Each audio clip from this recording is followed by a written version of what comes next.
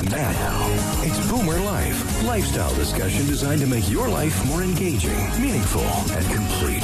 Celebrating the baby boomer generation, this is BoomerLife on CIL 650. Wouldn't it be nice if we were older, then we wouldn't have to wait so long. All right, and welcome to the show. This is Boomer Life on CL 650. I'm Zach Spencer, and today we're talking about a stage of Boomer Life. Maybe you've retired from your work life, but that doesn't mean that your life ends. And we're going to be talking with Candy Ho. And if we ever run into an energy crisis, Candy, I think we could just bottle your energy. You're so enthusiastic about what you do. Mm-hmm. And it's wonderful to meet somebody that's so positive and energetic. And I think our listeners are really going to get that here on the radio, that just how passionate you are and your family is about what you do. Yes. Because I think having your dad on with you last time for the very first show that we did, I got a sense that your family kind of has a purpose, and you feel like you have something to give back to the community. So, so Element is what we would call traditionally retirement living, but you have a different philosophy about it. So maybe just give us a quick idea of what Element is and what you're trying to do, and then we'll get into some specifics. So Element is, our vision is to revolutionize the experience and perception of retirement and aging. So to us, retirement is not about not working, and it's not about age. It's a state of mind, and it's a stage of life when you have earned that full freedom and liberty to do what you want on your own time and be unapologetically you, not be delaying any kind of gratification, not continuously sacrificing, but really living with passion, fully experiencing new things, exploring new ideas, meeting new people, spreading everything that you have learned, and being joyful every day. I guess the traditional way that we look at it in North America, in some other cultures it's different, but we have people who retire and then they go away and they become old, right, on their own. And they're isolated. Often they're living in their existing home, or maybe they get to go to an extended care facility, but they're kind of shuttered away. They feel isolated and lonely. And kind of, distilling what you said, when you're retired, you have freedom. You don't have to work anymore. Yes. You don't have responsibilities of raising children. They're grown. You don't have the day-to-day grind of having to figure all of that stuff out. So you now have the freedom to do the things that maybe you had put on the back shelf all those years while you were working and raising a family. And particularly like in this generation of the boomers or seniors, they've been through so much in their life, and they really had to delay a lot of things, and they had to be resilient. And survive through a lot of hardships that maybe a long time ago they wanted to do certain things and they couldn't. And it was just about living, just making ends meet. But, after all those years, and they've demonstrated in the example that they live to their next generations or people around that, they have so many stories to share. And it would be such a shame if they didn't have an outlet to share that with people, and they're just at home living inside their mind. Or watching TV. Watching TV and feeling not alive. They're just kind of waiting for days to go by, having nobody to share with, nobody to connect with, nobody to inspire or be inspired by, and not experiencing anything new, waiting for the days to pass by without I think the whole thing with being retired and getting older is you need the connection. Absolutely. Right? It all comes down to, or anybody. It's not about retirement. It's not whatever age. I think it's a universal thing that we may not realize, because some of us may be introverts, some of us are abundantly extrovert. Maybe someone I'm sitting next to. I think you're an extrovert. But I think that when you're working, you have those connections because for example, coming here, you get to meet people and talk to people, and you get to socialize. Yes. And that's one way when you're working that you have those connections. But when you retire, often those connections have disappeared. Right? And so what we do, we try to create experiences and opportunities in all of our programming and activities that honor the individual person. Whether you are very quiet and gentle and passive and introvert, there are certain areas where it's more like calming, soothing kind of environment, and not like everybody around you all the time. You have choice to engage or not. But other than that, we also have lots of more meaningful bonding experiences that you can connect with people of all ages and to share your wisdom and life stories. So, for example, we'd have an intergenerational space where you would talk with children, talking about what you have been through, because, you know, seniors or retirees, you embody wisdom and experience.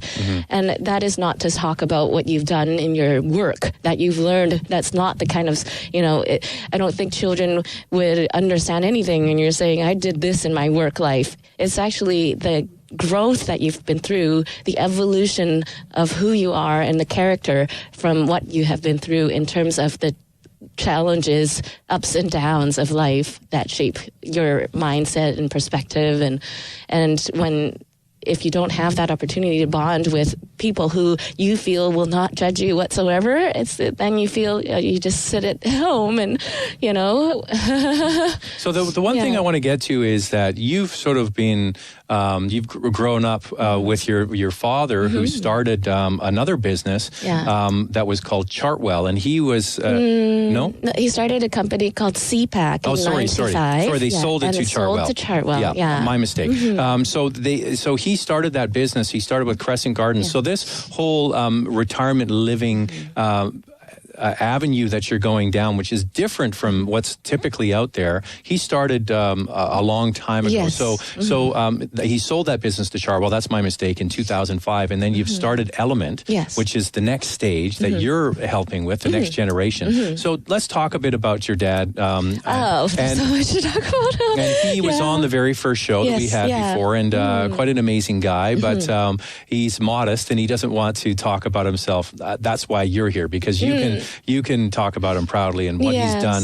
And his philosophy is now sort of moving into your philosophy. So explain what that is. So for that, I think I'm going to actually start from very early in his life, from his childhood or at least the school years.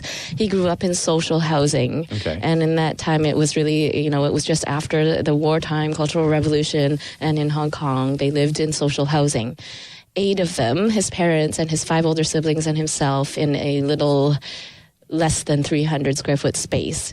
He slept on a windowsill. Wow. And none of his family had the opportunity to go to school. But my dad was very, very bright and sharp, and he was also an old soul, but with an amazing lightness of heart that nothing ever made him feel overwhelmed. He wasn't afraid of anything. He only thought about possibilities and creativity, innovating and making life better for this world. I don't know. He just had that in him as his gift. And so he went on full scholarship to the very competitive university, Hong Kong U. There was only one university out of millions of population. He got into there for free. And his family was, but we really need you to make, you know, money to support the family. And he said, please let me go. And I promise when I get out, I'm going to take care of all of you and I'm going to buy us a real home.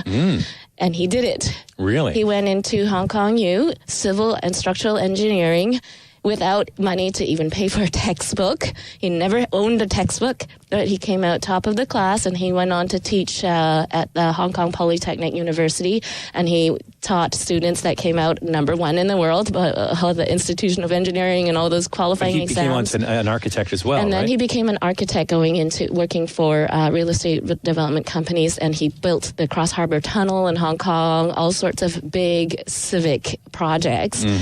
And he did buy a home for his family.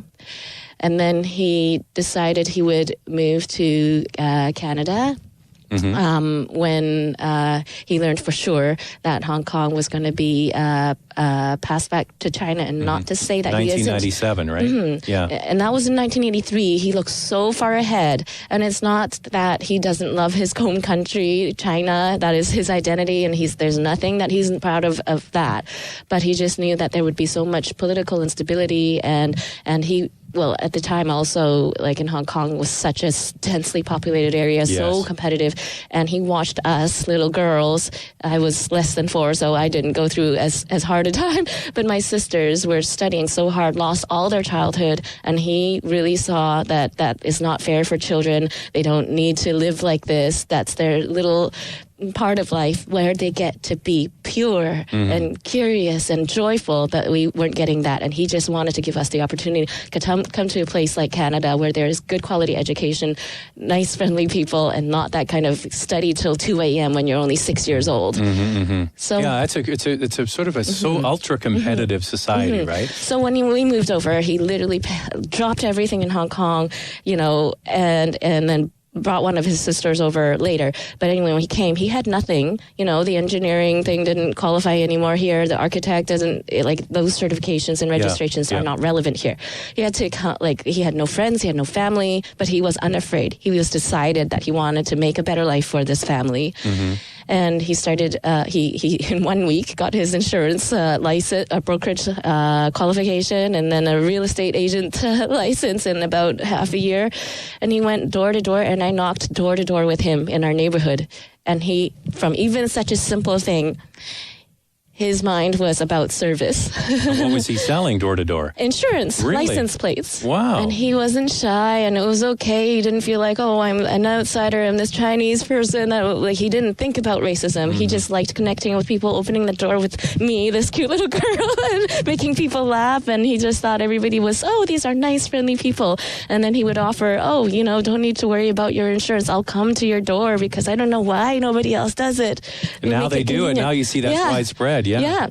But anyway, so that was insurance beginning, and then he went in, and he didn't want to waste his background. He then went into real estate development. He purchased a property, went to the land title office and all that, and made his first project. And then for the first about 6 years here doing real estate development, he developed some regular condo buildings and then some warehouses and Tuasan. So he wasn't the architect and he wasn't the engineer, but he knew all of the. He created all of this. He knew how to create new things, but he didn't feel inspired. He didn't like the fact that he was creating a home and then selling it, and that's all. Bam, bam, bye.